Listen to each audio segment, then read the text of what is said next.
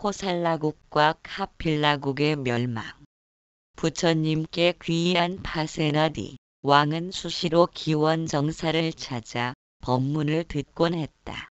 붓다를 존경하고 승가를 찬탄하던 파세나디 왕은 어느 순간 붓다와 좀 더 특별한 사이가 되고 싶다는 생각에 곧바로 석가족에게 정식으로 청혼을 하기 위해서 신하를 카필라 왕국에 보냈다.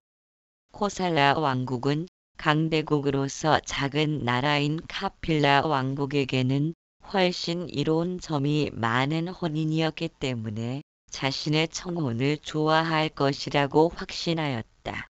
그러나 석가족은 스스로를 태양의 후예라고 부르며 혈통에 대한 자부심이 지나칠 정도로 강했다. 카필라 왕국의 왕자들은 혈통을 더럽히지 않기 위해 여동생인 공주들을 아내로 맞이했고 대대로 석가족 안에서만 혼인을 고집해왔다.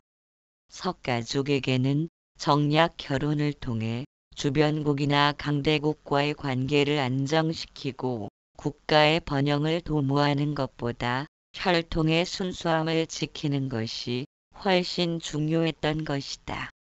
파세나디 왕의 사절단이 왕궁에 도착했을 때 석가족의 마하나마 왕은 친절하게 그들을 맞아주었다. 하지만 그들의 입에서 파세나디 왕이 석가족 공주 중 한 명을 왕비로 맡고자 한다는 사실을 알았을 때 마하나마 왕의 얼굴에서는 웃음기가 사라졌다. 속으로는 어찌할 바를 몰랐다. 많은 왕비를 거느린 파세나디 왕의 요청을 거절할 수도 없었고 진짜 공주를 그에게 보내서 석가족의 혈통에 오점을 남길 수도 없었기 때문이다. 코살라 왕국 사신단의 이야기를 들은 석가족 장로들은 이 문제를 해결하고자 모였으나 결론은 한 가지였다. 결코 혈통을 더럽혀서는 안 된다는 것이었다.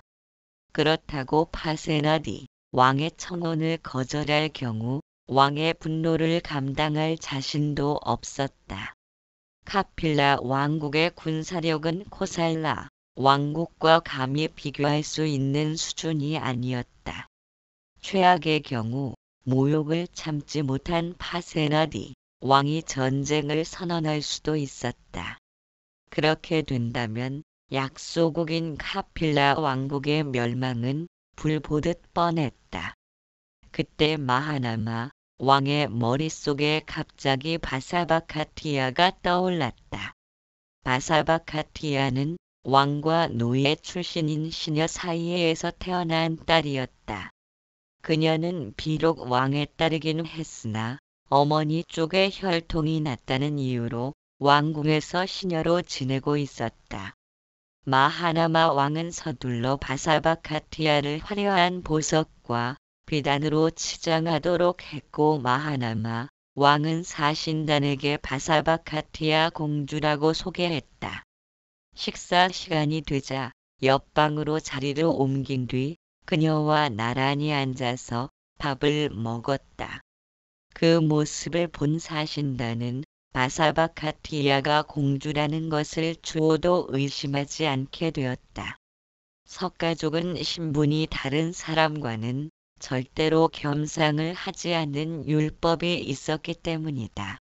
사신단은 바사바카티아를 진짜 공주라고 생각하였고 그녀의 아름다움과 얌전하고 우아한 모습을 칭찬하였다. 그리고 마하나마 왕의 환송을 받으며 그녀를 코살라 왕국으로 모셔왔다.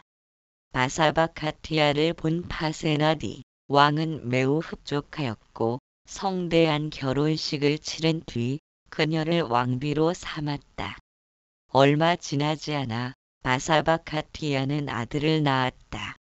왕자인 비두다바는 파세나디 왕의 사랑을 듬뿍 받으며 부족함 없이 자라났다. 그가 7살이 되던 해 비두다바는 문득 한 가지 의문을 갖게 되었다. 왕궁의 다른 왕자들은 모두 생일이나 명절 때면 외가에서 받은 선물을 자랑하곤 했다. 하지만 비두다바는 한 번도 카필라 왕국에서 온 선물을 받은 적이 없었다. 보내온 적이 없었기 때문이다. 언젠가 신분에 대한 진실이 밝혀진다면 어떤 일이 벌어지게 될지 알 수 없었기 때문에 바사바카티아의 마음은 불안해지기 시작했다. 그리고 10년 뒤 그녀의 불안은 현실이 되고 말았다. 16살이 된 비두다바가 자신이 직접 카필라 왕국을 방문하여 외할아버지와 외할머니에게 인사를 드리겠다고 청한 것이다. 처음으로 외가 친척들을 만난다는 생각에 설레는 마음으로 카필라 왕국에 도착한 비두다바는 어색한 환대를 받으며 마하나마 왕과 그의 왕비에게 인사를 올렸다.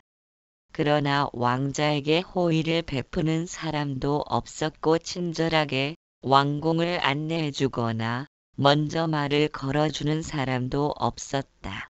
처음에 비두다바는 이상스럽게 자신을 회피하는 것만 같은 생각이 들었지만 자신을 어려워하는 마음이 있어서 그런 것이라고 생각했다.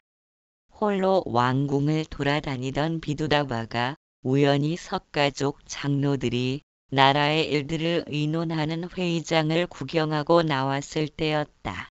이어서 석가족 장로의 목소리가 그의 귀에 또렷하게 들렸다.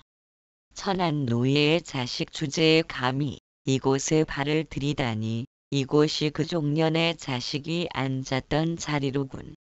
비두다바는 자신의 귀를 의심했다.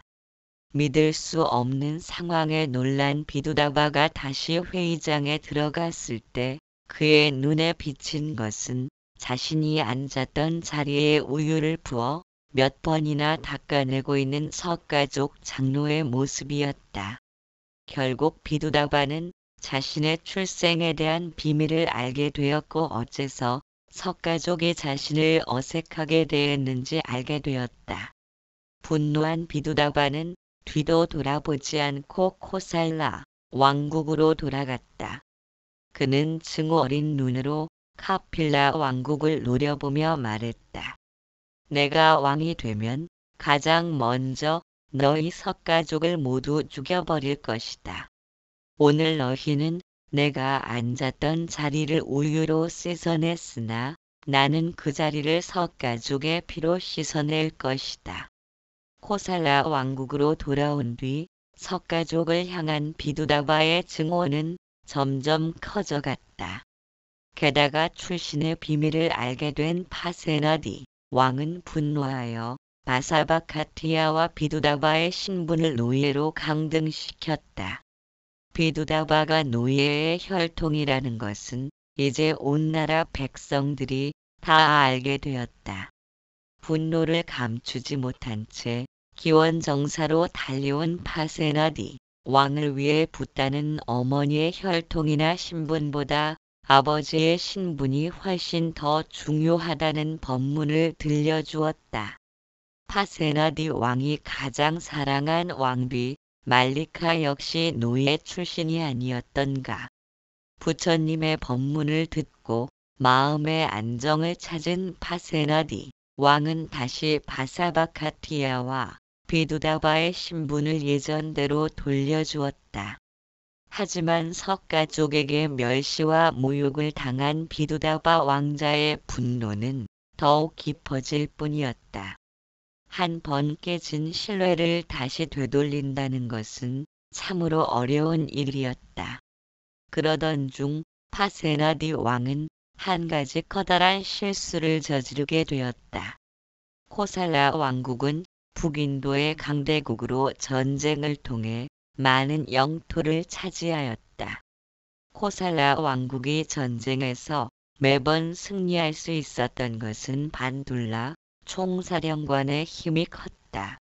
반둘라 장군은 본디 말라 왕국 출신으로 그가 코살라 왕국의 총사령관에 오를 수 있었던 것은 그만큼 엄청난 공을 쌓았기 때문이었다. 반돌라 장군은 같은 말라 왕국 출신의 여인과 16번의 혼인을 하여 무려 32명의 아들이 있었다. 반돌라 장군의 아들들은 모두 아버지를 닮아 체격이 건장하고 용맹할 뿐 아니라 무예와 담력이 뛰어났다. 이들은 모두 아버지를 따라 전쟁터를 누비며 많은 공을 세웠다. 반돌라 총사령관과 그의 아들들에 대한 명성은 코살라 왕국 전역에 널리 퍼졌고 이들을 두려워한 많은 나라들은 감히 전쟁할 엄두를 내지 못했다. 코살라 왕국의 국방을 책임지고 있는 반둘라 총사령관은 뛰어난 능력 덕분에 법무대신의 직위까지 맡게 되었다. 당시 법무대신이었던 사람은 종종 뇌물을 받기도 했고 이에 따라 공정하지 못한 판결을 내릴 때가 있었다.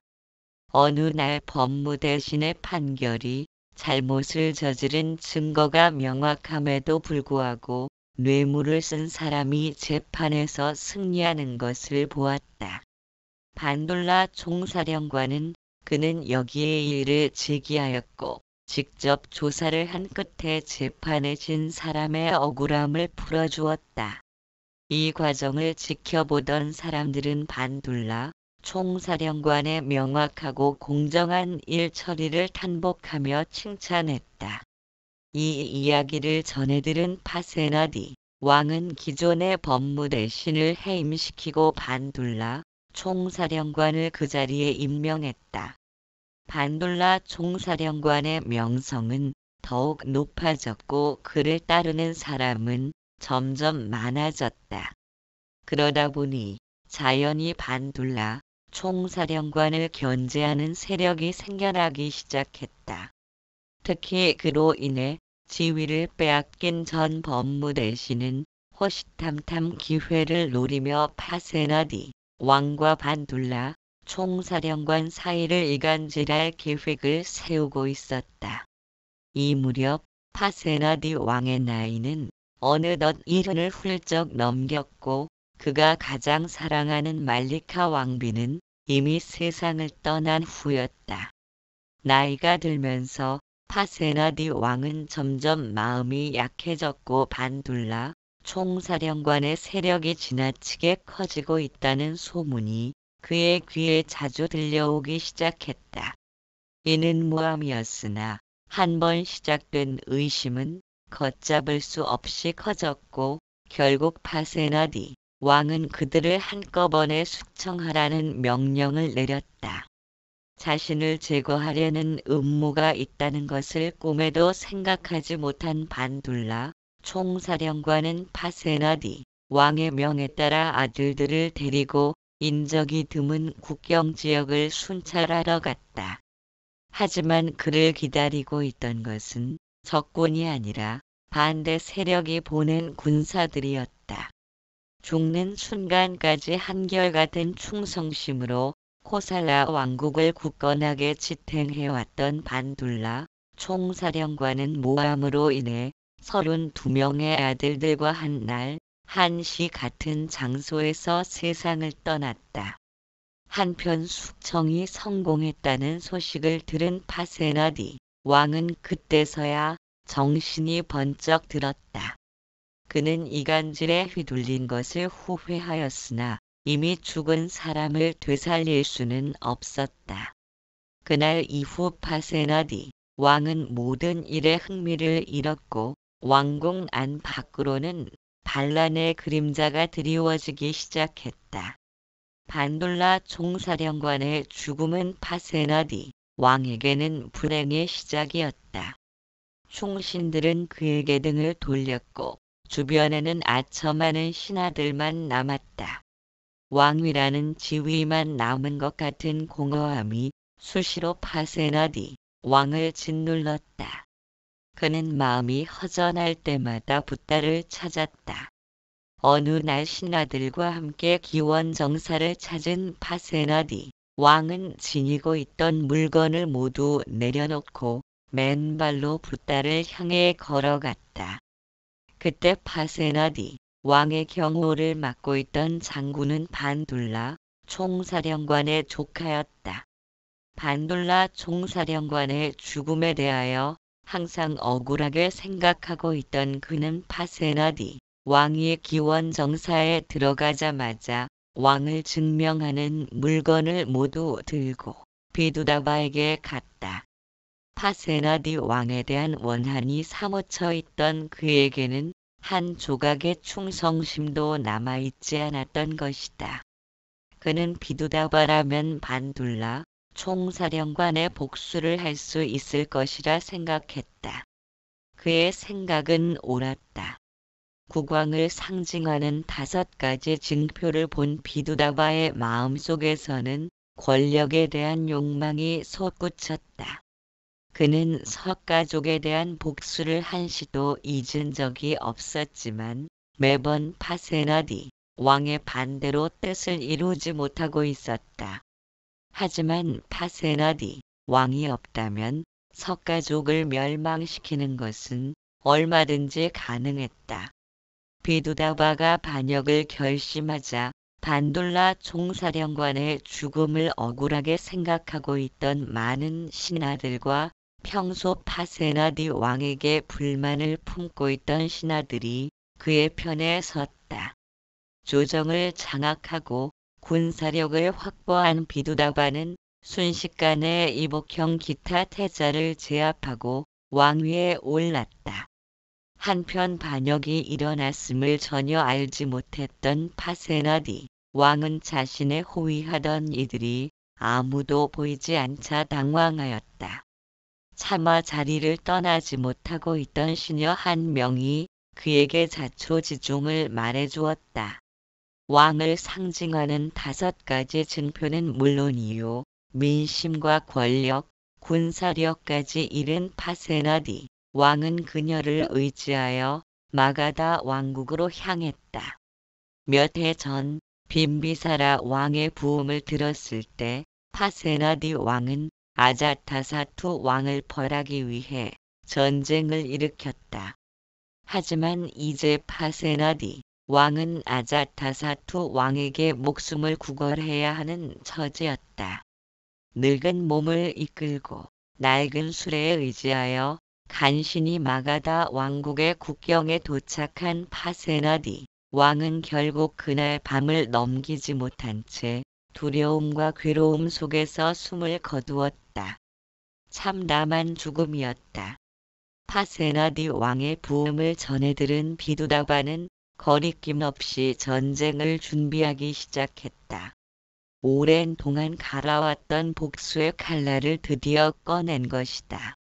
왕위에 오르기 전부터 비두다바의 소원은 단 하나, 석가족의 멸망을 두 눈으로 보는 것이었다. 전투 코끼리를 탄 비두다바는 칼과 창으로 무장한 군사를 이끌고 카필라 왕국을 향해 진격하였다. 이제 그를 막을 수 있는 사람은 붓다밖에 없었다.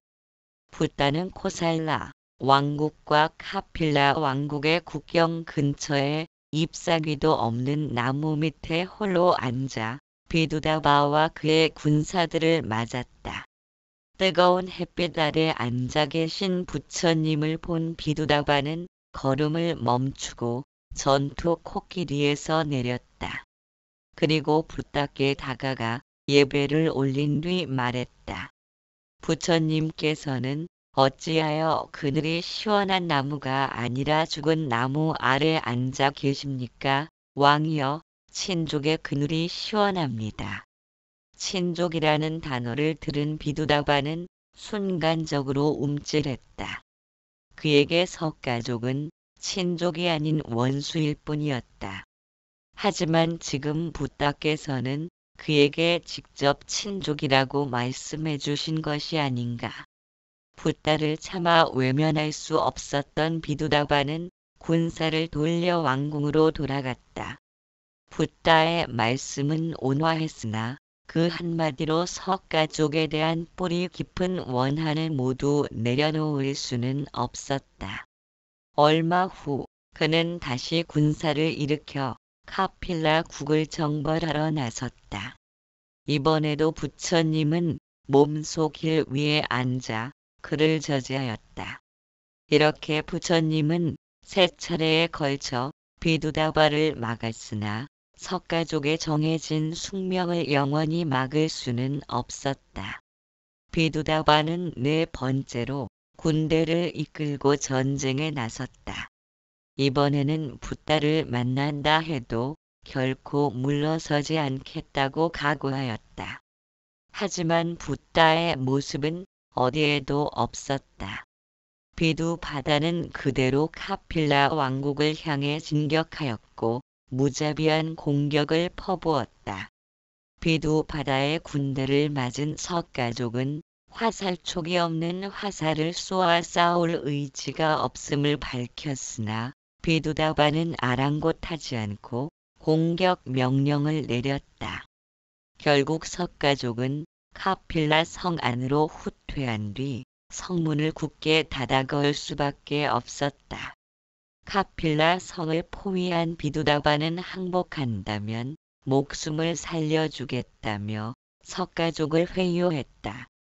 그의 회유를 믿고 싶었던 석가족은 긴 회의 끝에 성문을 열었으나 그들을 기다린 것은 죽음뿐이었다.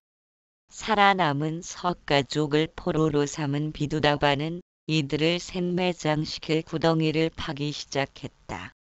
비두다바는 석가족의 피가 흐르는 사람은 단 한 명도 살려줄 생각이 없었던 것이다. 그때 처참한 몰골로 묶여있던 마하나마 왕이 비두다바 앞에 무릎을 꿇고 간청하며 말했다.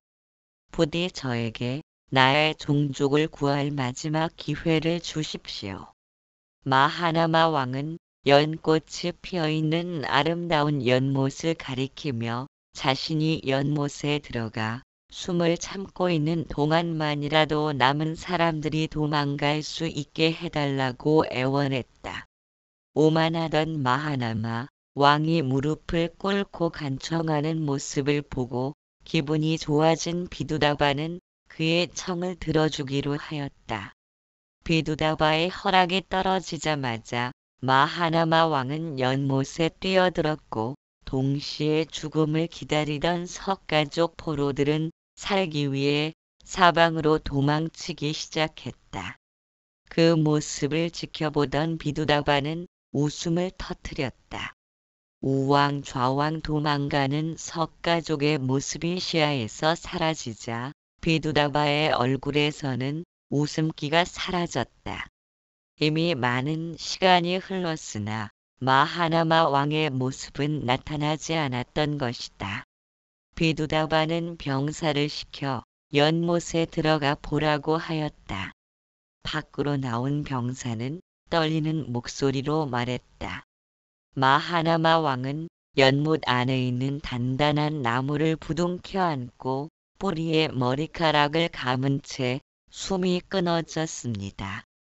마하나마 왕의 죽음과 함께 카필라 왕국은 역사에서 사라졌다. 붓다의 종족이자 혈통에 대한 오만함이 강했던 석가족은 오만으로 인해 멸망한 것이다. 복수를 완성한 비두다바를 기다리고 있던 것 또한 멸망이었다. 원한으로 얻은 비두다바의 왕위는 오래가지 못했다. 코살라 왕국은 얼마 후 마가다 왕국에게 패하여 자취를 감추었다. 원한을 원한으로 되갚은 비두바다의 복수는 카필라 왕국뿐 아니라 코살라 왕국까지 역사의 뒤안길로 사라지는 비참한 결과를 가져온 것이다. 8.